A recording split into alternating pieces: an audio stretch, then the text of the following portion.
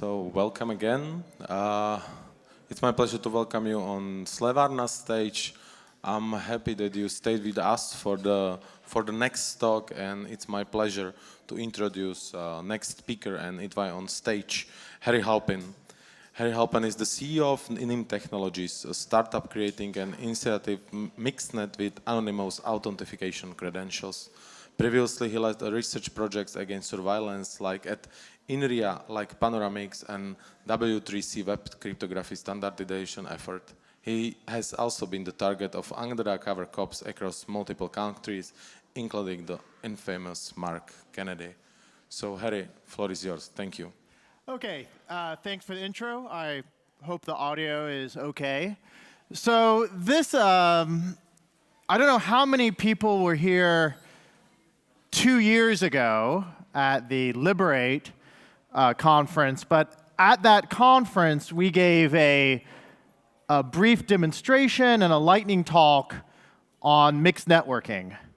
And of course, this year I'm very happy to return to no better place to present this software than the Institute for Crypto Anarchy, where we're going to go over how we can use mixed networking plus anonymous authentication credentials to essentially help build the kinds of software that the sort of founders of crypto anarchy, everyone from Timothy May to David Chaum, were all sort of pushing for back in the 90s. And I think now more than ever, this kind of software is needed.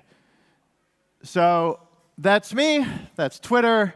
Feel free to follow us for updates. But I'd like to first dedicate this talk to Timothy May.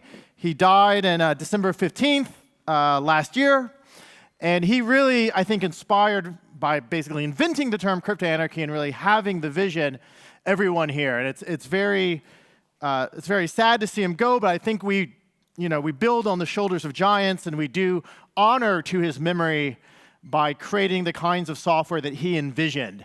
And what he envisioned is actually quite clear. He said that we can actually communicate with each other in a totally anonymous fashion, and that this kind of technology, based on rerouting and public key encryption and zero-knowledge proofs, will have such a large effect that it will be similar to the effect of the invention of the printing press and alter the relationships of power throughout all society, including the elimination of a lot of the previous power structures, such as just as the printing press destroyed the printing guilds, the pre-printing medieval guilds, and reformulated society to give us eventually the nation state and industrial capitalism, that will enter a new kind of society based on cryptography that will alter the current state of nation-state, post-Westphalian nation-states and corporations.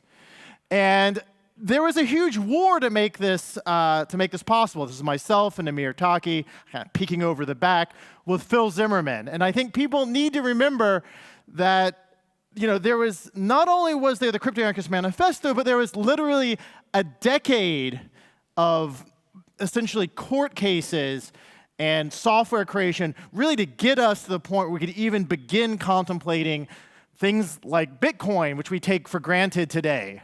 So, I mean, Phil Zimmerman eventually tried to prove that code could be considered speech, and he was prosecuted by the FBI for the release of PGP on Usenet. Eventually, Bernstein, who also did Curve 25519 and much of modern cryptography, and is currently working on post-quantum crypto, took it all the way to court and basically got it ratified that code was indeed, at least in the United States, protected under free speech laws and not capable of being sort of taken down as a form of munitions export. And it's exactly these kinds of court cases and this kind of code which prevented the nightmare world of the Clipper chip, where the government would have a backdoor mandated into every cryptographic technology, from happening, and led to the sort of innovation that we saw really on the early internet. But now, and this is what got me interested in in Bitcoin originally, when I first saw Bitcoin, I said, well, there's going to be this huge problem. No one is possibly going to do any kind of payment where it's completely transparent on a distributed ledger. Who is paying who? And then when I saw people in the Bitcoin space became interested in privacy, it became very clear that what we were going to see is a second generation of crypto war, where, and as we're seeing today with the guidelines from various international institutions, court cases happening every day, that we are in the middle of a new kind of essentially war on code. And what we need is new kinds of weapons. And these weapons will essentially be code. It's not just code as speech, but it's code as a weapon to accomplish our political and social and economic goals, ideally in a manner which does not cause, let's say, does not cause us to lose. And what we're seeing on a larger front is a transformation away from what Foucault called disciplinary societies. So this is take it one step back. These kinds of societies, the kinds of societies that were formed after the printing press, essentially, everyone was in a sort of little prison with distinct rules and distinct ways of being. And you go from one to the other. So you were shuttled from the family to the school, maybe to the army, to a factory, if you got sick, to a hospital, if you committed a crime, to the prison, and then you died. But what was predicted by Gilles Deleuze was that this kind of society would eventually lead to a new form of nebulous, what William Burroughs called control, where there was no distinct ending or beginning to control. There was no distinct ending or beginning to any sort of these little enclosures that we would find ourselves in our daily lives, but that in order to cope with this kind of society, we would also need new kinds of weapons. So it's not just the goals of crypto anarchy, but it's really, I think, we need new kinds of tools in order to fight back for human freedom in a society based increasingly on pervasive surveillance and control. And there's a lot of problems, and I'm going to just list them from a technical perspective. So the first problem is internet traffic is inherently observable. Just by its nature, when it was designed, not only was it designed to be unencrypted, but that patterns are essentially visible to anyone who's watching on, for example, your ISP or your internet exchange point. So even Tor, when you send packets into Tor, Tor bounces them through a Tor circuit with multiple hops, but effectively, anyone who's watching all the hops can still correlate the patterns of traffic coming into Tor with the patterns of traffic coming out of Tor. And this becomes exceptionally a terrible problem when you're doing cryptocurrency transactions, even anonymous cryptocurrency, including Zcash, Monero, Mimblewimble. They all have this problem that when they do the peer-to-peer sort of broadcast stage, that peer-to-peer broadcast is observable, and any enemy, and we know that Chainalysis does this sort of work, can watch that peer-to-peer broadcast and effectively harvest, exploit that metadata to de-anonymize things on chain. The original Zcash paper basically assumes there's an anonymous communication channel. We've seen interesting work from Monero trying to integrate I2P, Tor, people trying to integrate Tor with Grin. But push comes to shove, all of these technologies, if your enemy, say Chainalysis or the NSA, whichever one you prefer, can watch the entire peer-to-peer network traffic, which is not that hard given how essentially few people still use these technologies. They can de-anonymize your transactions regardless of what you do on chain. And this is a pervasive problem and affects apps with centralized servers such as Signal, but even when you decentralize the server into peer-to-peer nodes, this sort of traffic analysis is very hard to defeat. And it becomes even worse because essentially with technologies like Tor, we have further problems. So not only is the metadata exposed to network, but if you wanted to create something that would help defeat this, such as Tor, there's no incentive structure. So while Tor has proven itself to be more and more useful, the number of people running Tor relays has essentially remained fairly stagnant, between 6,000 to 8,000 for the last few years. And worse, even with Tor, when you access a website, because if you're not using a Tor browser, you have cookies, you log in with Facebook Connect, you have these centralized web apps and identity providers, which even if you try to secure your network traffic and make that private, can de-anonymize you. So what we present is, which we call NIM, Greek for name, but really we're talking about anonymous and pseudonym, is what we consider like a 3-layer solution. The first is a mixed net, and the mixed net provides the sort of traffic level privacy. And we do mixed nets a bit differently than David Chaum, and I'll explain how in a second. It's not a classical Chaumian mixed net, although David Chaum is a genius and we appreciate his work. We decided to go for a different kind of design. We use anonymous authentication credentials, which is a very old technology, which people kind of forgotten about in the cryptocurrency space, in order to anonymize effectively how to link into the mixed net. And then lastly, of course, we have a sort of token-based system to reward people for participating in this mixed net. And so let's just to go over what, so mixed nets were invented by David Chaum. They pre-existed Tor, and if any of you are running things like cypherpunk remailers, you may have ran Mixmaster, for example, by the late Lynn Sossaman. And this technology is incredibly impressive. It features better anonymity than Tor, but it has historically been a bit slow. So packets come in a classic Chaumian mix, they're held, and then they're permuted, mixed up, shuffled like a deck of cards, and sent to the next node. And you do this a few times, and you get resistance against even global passive adversaries, such as the NSA. But the problem with this technique is that when you just shuffle packets, you send them forward like that, well, you have to wait for the packet. You might never know if your packets arrive. The system tends to be rather slow. And so while David Chaum has some great new work, which unfortunately he wasn't here to explain on how to speed that up with pre-computation, we chose a different kind of mixed net called a stop-and-go mixed net. And how this does is it keeps the multiple hops, but it does some other things. First thing, rather than waiting for the next bit of traffic to come in, it basically just holds it for a small, often randomized delay.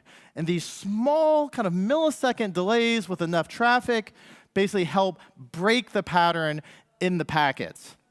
Now, of course, if there's only a few packets coming in your network, that doesn't help you. So what you have to do is you have to add cover traffic. You have to make fake traffic so it always looks like to the enemy you're sampling essentially traffic from the same distribution. So the connections between the mixed nodes always have some traffic coming through them that's indistinguishable from the traffic at a previous time period.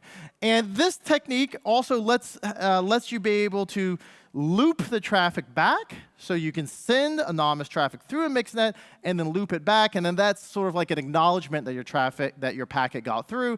So if your packet doesn't get through as fast as you want, you can send a new packet. And if you send 2 through, you get essentially a replay, and you just drop the replayed traffic. And this is fairly straightforward to scale. You can just add more nodes. If you want more security, you add nodes. That's David Chaum there.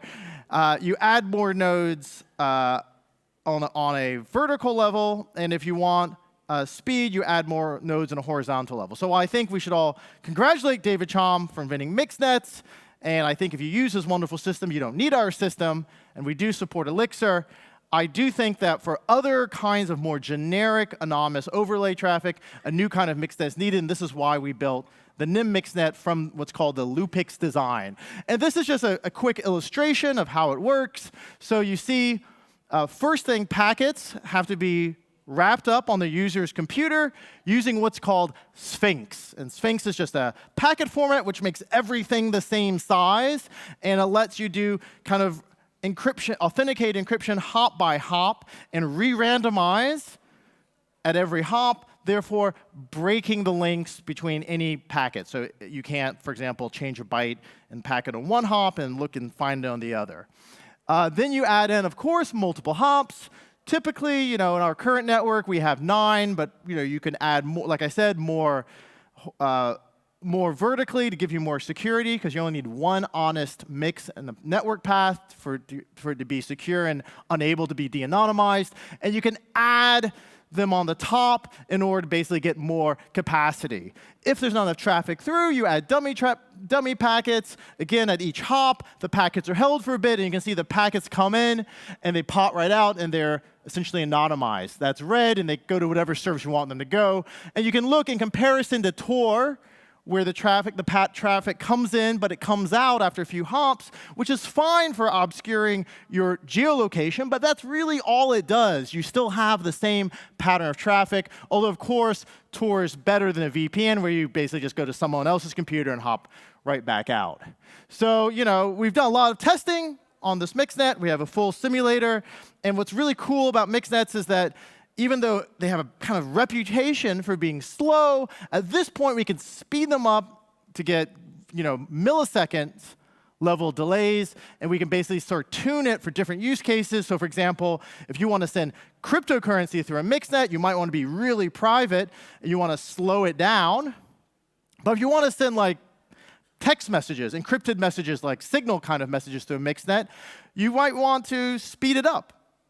And then you can mix these kinds of distributions of traffic so that people sending Signal messages can provide cover traffic for people using the mixnet. And then, of course, the problem is, if you just open a mixnet, this is actually something Adam Back told me 2 years ago here. He said, well, the problem is, Adam Back's like, people just flood it with traffic. And so that's why Adam Back basically programmed Hashcash, the proof of work algorithm that we currently use in Bitcoin. And the reason was that people were essentially flooding his little mixnet. And he wanted to basically make sure that they couldn't just flood it for free. So we said, well, we would like something like that, but doesn't require proof of work. So we chose to look at the literature on anonymous authentication credentials. And we use a new kind of anonymous authentication credential based on what's called the coconut signature scheme, which is too much to go into right now, but I'll just go over what it provides, which it provides decentralization. So it's like a blind signature, but unlike ordinary blind signatures, you don't have a single issuing authority that you're dependent on. Of course, it's anonymous. It uses El-Gamal re-randomizable cryptography. And it's selective disclosure. So rather than like a full ZK snark or something which lets you compute any program, you're essentially doing a large vector commit on the credential. And you blind that, and then you can reveal selectively using specialized zero-knowledge proofs for private attributes, things that you may want to reveal, for example, to a service provider on the other end. This could be something as simple as, I would like to send this cryptocurrency transaction through. This is the denomination. This is the sender. This is the receiver. To proof that I'm a resident of the Czech Republic, or more importantly, I'm a member of Parallel Polin, or whatever it is that you need to get the operation off the ground. For example, for a messenger, you might need to provide a list of contacts. And you can, by proof of long-term key ownership, you can do things like long-term pseudonyms. And so this is our kind of overly complex scheme, but I do think it basically is the only one that works. Everything over here is linkable, which is public. Everything here is in black is anonymous, unlinkable. You basically get some kind of credential. You can take it from any sort of blockchain. We would like to use Bitcoin, but we need a smart contract functionality, which isn't quite there yet in Bitcoin, but we hope to get it soon. Then you can embed whatever credential, whatever information you want on that credential, get it transformed into this kind of credential, which then says, yes, I'd like to access a privacy-enhanced service, send it through the mixnet. The mixnet does that timing and pattern breaking that we discussed earlier, and it ships out, and then you can see you can basically anonymously use whatever service provider you want, and the service provider then uses a little custom blockchain, not a cryptocurrency, because we only would like one cryptocurrency, ideally, not create other ones just kind of randomly here. And we just basically use we use what's called the NIM blockchain just to check to see if the credential's valid, and also to maintain operations kind of information, such as who's in the mixnet, what's the PKI of the mixnet, and this sort of information.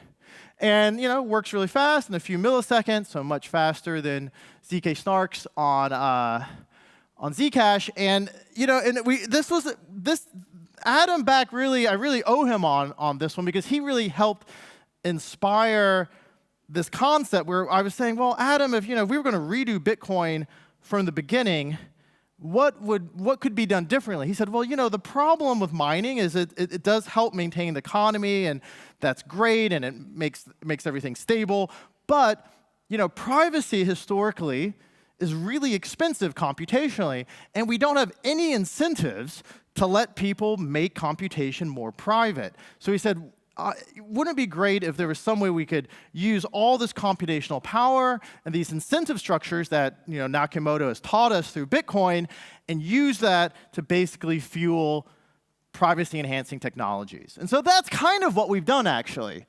We've basically have developed a sort of token scheme so that we can get consensus for who's in the mixnet at any given time, and we can make sure that the mixnet is evenly distributed. That's not all in a single jurisdiction. So one of the main problems that Tor has is that most Tor users are in the United States.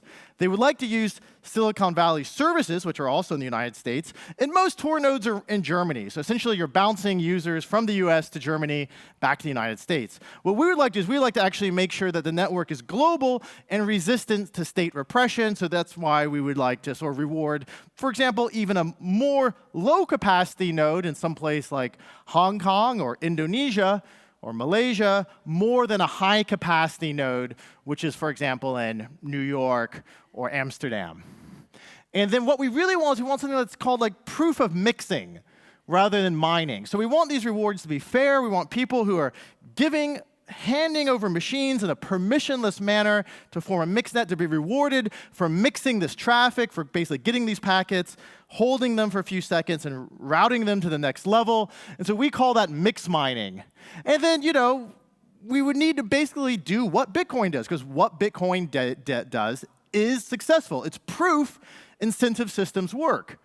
And so basically, we would want to have some sort of ability to take transaction fees to help pay for the mixnet over time, and some sort of fixed reward schedule so that people who come in early get more rewards than people that come in late, because it's more risky to run a mixed node in the early days than it will be once there's tons of traffic coming through and lots of fees. And the incentive structures are pretty simple, right? So users would like to have privacy and anonymous access to services. Service providers would like to be paid, but I used to run a VPN provider. You don't want to hold your users' financial data. That's just a honeypot for law enforcement. So you would like to be paid, but ideally in a privacy-enhanced fashion and not holding user data.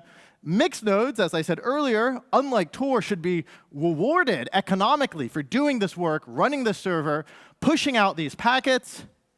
And validators should receive rewards for maintaining the blockchain, which keeps the operations of the credentials and this whole system together. And so you would need something like credentials effectively to ensure that fees are taken in a way that doesn't reveal the identity of the user. So this is the algorithm that we've thought of. This is the first time I've really talked about it.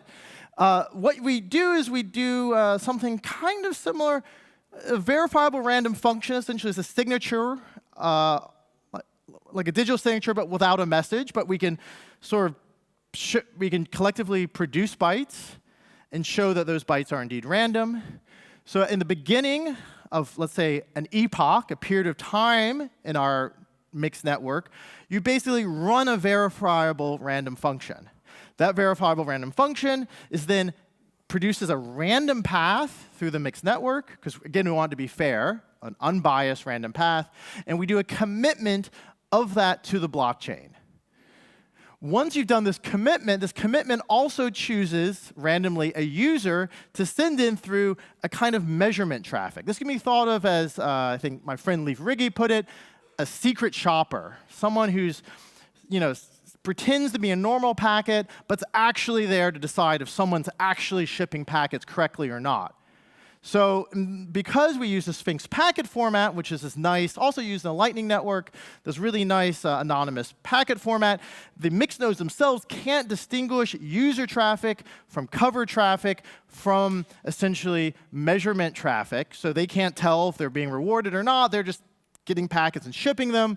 And then every time, one nice thing the Sphinx packet format has is has a little nonce, a little random number you only use once, and then you don't use it again, to basically tell if a packet is being replayed or not. But what you can do is you can basically, locally on your mixed node, just do every time you get a new packet in, you have to unwrap it anyways to basically get the next hop, and you take that nonce, you do a commitment of that nonce to a Merkle tree. At the end of the epoch, the time period, the VRF that you originally committed to is revealed, and all the mixed nodes can say, yes, indeed, I did get that packet. I did route it correctly. And if they reveal that they got the measurement packet and they can prove that they got it using that nonce commitment to the Merkle tree, then they get rewarded. And if you run enough of this measurement traffic, you can basically fairly statistically sample an entire large mixed network. This measurement traffic is basically just cover traffic for whatever other kind of thing you're sending through the network. And this basically lets us fairly reward nodes. And so we can reward mixed nodes via this sort of mix mining algorithm I put forward. And we want to reward these validators for staying online, so we kind of measure them as well. When you want to create an anonymous credential, you ask the validators. If you don't get one, then you can write it to the blockchain who you asked for, and they can prove that they either did give you one or not. And then service providers, when you go through, send traffic through the mixed node, they collect these credentials, and at the end of the epoch, they can say, yes, I got this credential. Now I can prove that I don't know who accessed my service, but my service had 5,000 users or 6,000 users or 6 users, and they can also be rewarded for provisioning privacy-enhanced services to these users. Users can pay for these services using Bitcoin or whatever other cryptocurrency they like, and they can just pay a small fee to go through the mixed network. And I think that's priceless. So this scheme was discussed very briefly with Julian Assange himself. Me and George Denises went to visit him right before his guest list was cut off. And we said, mixed nets are clearly the future, and blockchains are clearly the future, and we really need to sort of pivot away from these sort of government-funded, voluntary-based systems like Tor and build a kind of anonymity system which is self-sustaining, self-funded, and uses incentive structures and crypto economics to become really resilient to attack. And, he agreed, but unfortunately is no longer with us. I would recommend people buy the coins and be in solidarity with him. Those Julian Assange solidarity coins outside, I think. And people should not forget his case. I think his case is a real litmus test if someone is actually a crypto-anarchist or not. A lot of people don't support him for whatever reason, but I think anyone under repression who's done the work that he's done needs support, and we're hoping to create this sort of technology, again, in his honor and the honor of Timothy May and other people who have come before us. And then what we're trying to figure out, which we're still working on, is how much the fundamental kind of denomination of this system should be. I mean, it would be nice to use Bitcoin, but I'm not Julian Assange. I don't have tons of Bitcoin to sort of bootstrap a fixed supply to get the system working. So we said, well, we kind of want essentially the system to be something logical. So whatever the fundamental denomination should be, it should be basically use of the mixnet for about 1 day, whatever that's worth, which is probably, we hope, something fairly small because we want lots of users, so something around like 1 penny. And then, we can take these fees out and feed it back into the system so that, and even hold some fees out in order to feed the system when there's attacks and when there's a lack of users and when there's denial of service attacks, so that the mixed network is basically continually growing even with a fixed supply of rewards. And I just want to say that there's lots of neat applications for this system, and I'm just going to bring up one. So unfortunately, my kind of co-founder, George Denisis, was acquired by Facebook and went over to work on the Libra. We do believe he'll come back someday because no one in their right mind would work on the Libra for very long. But the Libra really is a big threat. And it will use the massive amount of personal data basically created by Facebook Connect that's harvested by Facebook and use that for massive KYC, AML will be the kind of legal reason, but we'll basically use this to attempt to identify every cryptocurrency transaction. So we think it's time to get this technology going because it really is do or die time. We either will have pseudonymous and anonymous key-based private transactions, and we need to basically make sure Bitcoin can support this, or Libra will take over the world. And we do think that this kind of technology is essentially the only, and I think last best bet we have against the Libra. But I think that the question we have is, how is it that we can build better anonymity on top of Bitcoin? Because that's actually what we would like to do with this system. And I think the solution is the Lightning Network. So one of the problems with the Lightning Network, so I don't know who here, I assume everyone here is familiar with the Lightning Network, but there's two big problems. One problem, which I'm not really quite sure how to solve, is to create these payment channels, you need to have this sort of hot wallet. And no one really likes keeping their hot wallet online all the time because someone might hack it. I mean, I definitely don't.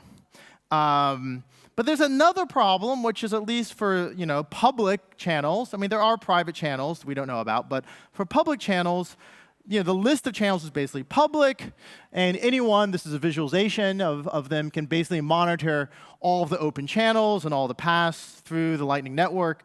And that's dangerous. Actually, what we would like to do is we would like to use this mixed network to basically form a privacy-enhanced backbone to the Lightning Network. And that's actually really easy because the Lightning Network already uses the Sphinx packet format, which my former co-founder, George Denisis, invented for mixed networking. So it's really a simple matter of basically letting those channels have multiple hops through a mixed network, and you can anonymize who's got the open payment channel to whom, which I guess makes it a little bit harder, at least, to figure out whose hot wallet I should try to hack. And so we think that could be a really killer use case of this sort of anonymous credential mixed net-based technology. This is the current team. Unfortunately, I'm the only one here, but do feel free to get in touch with anyone. I am very proud of Dave, who left Facebook Libra to work on this project. So I think that we do have there's a lot of commitment from people. And there was a lot of technology, and I went through it very quickly. So I honestly don't expect that explanation to be very good. But if you want a better explanation, you can go to all these wonderful papers which we've been writing for the last few years. And you can look at, for example, Anya, who works with us, built the Loopix anonymity system, which is the kind of non-incentivized mixnet that we're using that does this stop and go and this mixing. The coconut signature scheme George Denisis built, which is how we got anonymous credentials to be decentralized, and various proof of stake and anonymity work that I've been working on as well. So I'd just like to say that there is hope, right? We have these kinds of technologies which have been germinating since the early 90s, since the really dawn of the crypto-anarchist movement, and we just need to basically go full steam ahead and get them out there and working and connect them to the actual things that we value and care for and use on a daily basis, such as Bitcoin and the Lightning Network. And that if we're really in a race against time, against Facebook Libra, and if not Facebook Libra, the Chinese government's cryptocurrency, or the American government's cryptocurrency, or whatever other new sinister totalitarian kind of system of control is coming up next. But again, there's no need for hope, no need for fear, and as Gilles Deleuze put it, the only thing is to look for new weapons. And we're going to release all of the code and a description of everything on, of course, the 5th of November, because what better day to do so? And you can look at the current state of development, and you can download the mixnet and run it and some other parts of it, although it's not fully integrated yet, by going to our website there. So that's it. If there's any questions, I'd be happy to take them.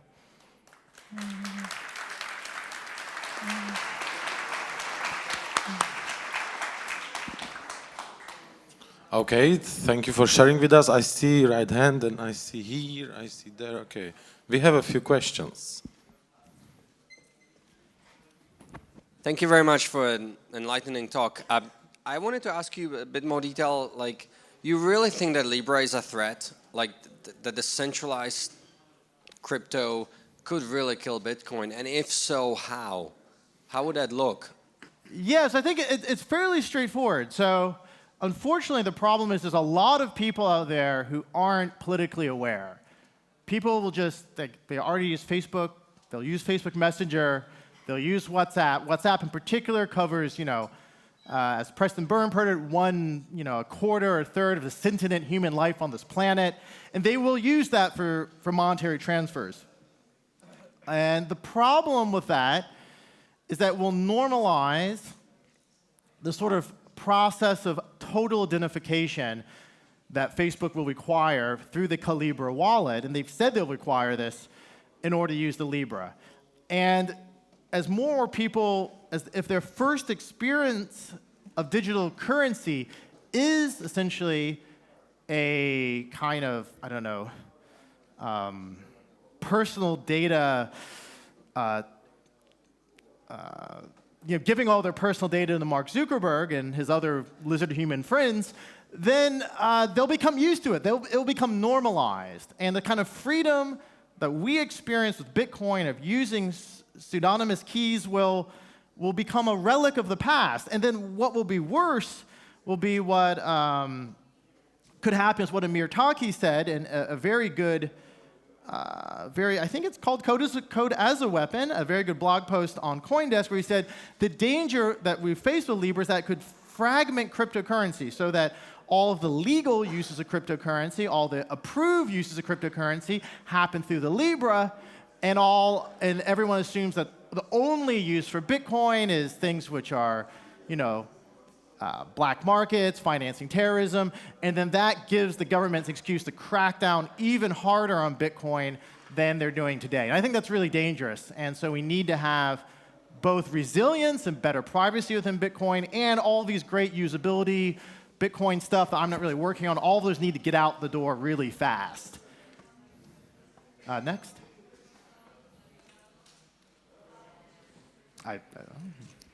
Hi, great talk, thank you. If I understand correctly, your intention was to build NIM on top of the Bitcoin network, but currently Bitcoin doesn't quite have the smart contract capabilities due to the limitations of the scripting language. So maybe you could touch on that a little bit more. When do you foresee that problem being resolved, and could it possibly be an insurmountable problem, and if so, then what? No, I don't think it's insurmountable. In fact, things like Schnorr signatures are finally coming online. Taproot is very interesting. And I do think that although you'll see this on our current code base, although we don't have it working natively with Bitcoin, we do believe it will be capable within the short term. It really depends on how quickly the Bitcoin core developers and Blockstream, everyone can really push out exactly those two things I need is kind of the minimum. You really do need Schnorr signatures and Taproot. And I have a lot of respect for Peter, a lot of respect for all those people working on them. I hope it's out there before we launch, because it would be bad if it wasn't. If not, we'll just keep working with Lightning, but we can't get really the full functionality until Taproot and Schnorr, and ideally some other features are added to Bitcoin. And Simplicity, which is this kind of nice, verified smart contract language built for Bitcoin by Russell O'Connor from Blockstream. I reviewed it. It's very good.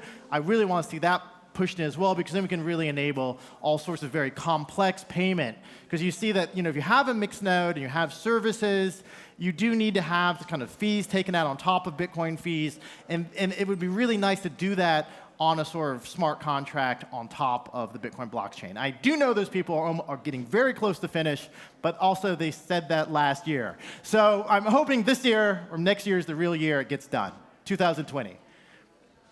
Next. Okay, we have 3 more questions here. 1, 2, 3, and but start here. Thanks, Harry. Can you share any ideas on how you can run a mixed node or a Tor node if you don't want to attract attention and get the police knocking on your door and so on? Yeah, so it really depends on what jurisdiction you're in. So the United States is a horrible jurisdiction for many things. It's actually a good jurisdiction to run Tor nodes in and mixed nodes in, because there's been rulings that basically say, just as your internet service provider is not liable for you downloading porn, you are not liable for running a node, particularly if it's encrypted and all the traffic looks indistinguishable, for just passing traffic from one node to another node. That's a lack of intermediary liability. It's a well-known principle in American law. Unfortunately, other countries, in particular Europe, and in particular Germany, sometimes don't see it that way. And that's why we had the really unfortunate thing where Moritz, who was working with us on mixed networking, but also Tor servers, .NET, running a lot of Tor exit nodes, had his house raided by the Bavarian police last year. So I really think you got to choose your jurisdiction really carefully. A lot of jurisdictions have larger problems than Tor exit nodes and entry nodes. The middle nodes tend to be pretty safe to run because no one really knows what's going in and out. It's really the exits, the entries that really get hammered, particularly the exit nodes.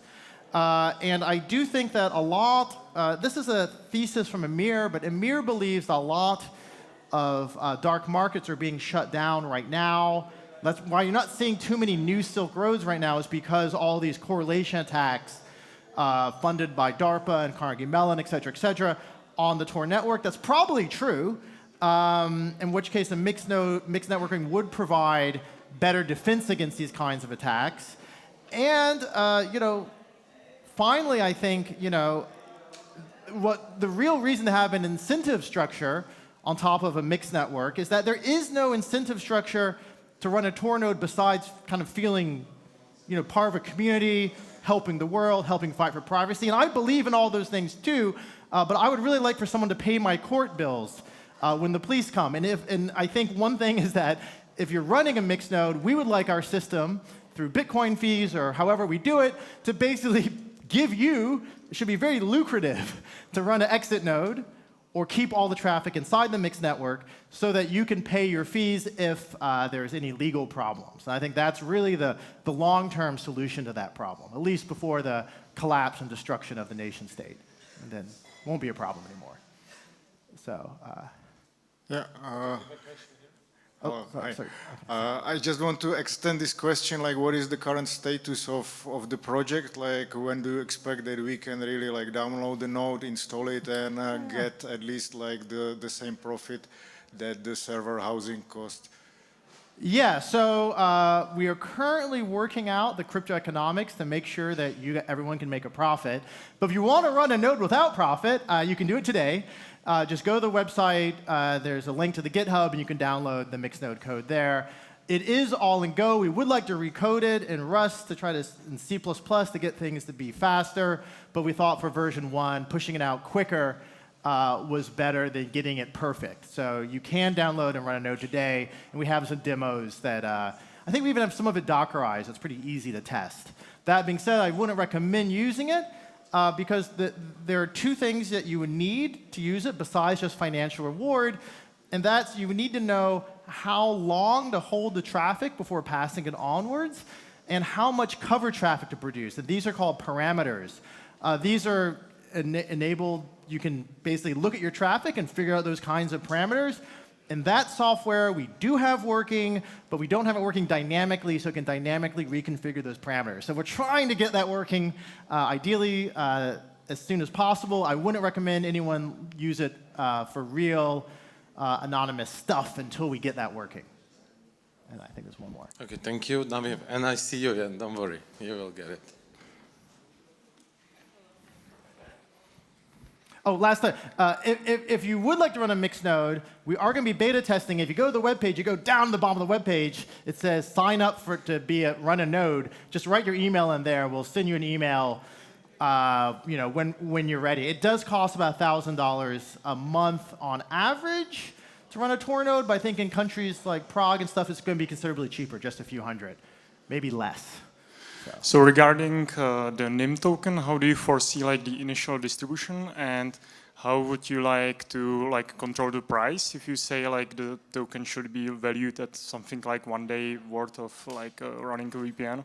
Yeah, I mean, the wonderful thing about markets is you can't control the price, and a lot of the pricing would depend on how much Bitcoin and other transactions come through the system and how much whatever crazy stuff speculators do. So that's kind of what we're trying to work out now by basically running lots of simulations to understand how we can make sure there isn't like a Mojo Nation kind of deflationary death spiral, and how we can really get some of the tributes that we saw with Bitcoin, which is, to be honest, at this point, relative price stability and a little bit of resistance to trivial market manipulation.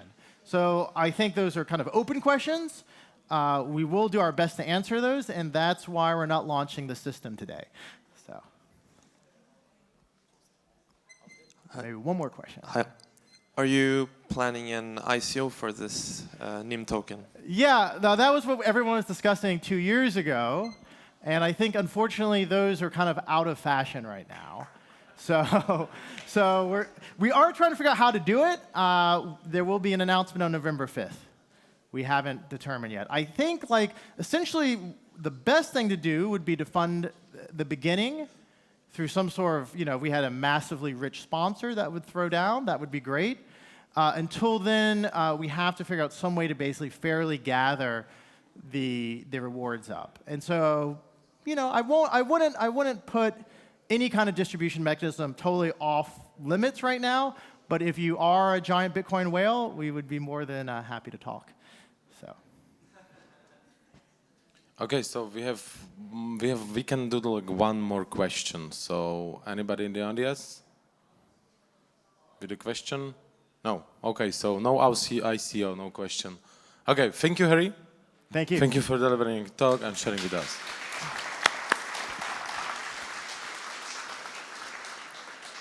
I would like to just have a quick note. I don't know if you noticed, but outside, behind the food stage, there is a concept called Descent Track. I don't know if you have a moment to see the track or to visit the place. Definitely find the moment. Actually, that's our last project, and we are still looking for support and to people who would like to, for example, host this track on your event next year. So definitely go and check the track and think of how can you use it within the sharing the ideas and concept we are building together. Thank you.